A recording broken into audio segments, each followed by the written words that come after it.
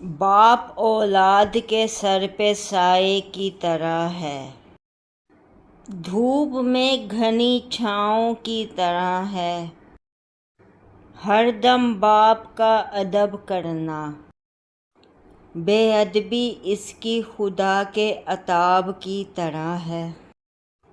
باپ کی آواز سے اونچی نہ آواز کر، کہ اس سے سخت دل دکھتا سب کی طرح ہے۔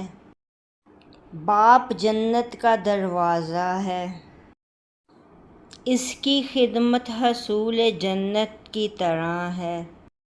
خوش سخن باپ کا سہارا سب پر قائم رہے، کہ اس کے دم سے زندگی بہار کی طرح ہے۔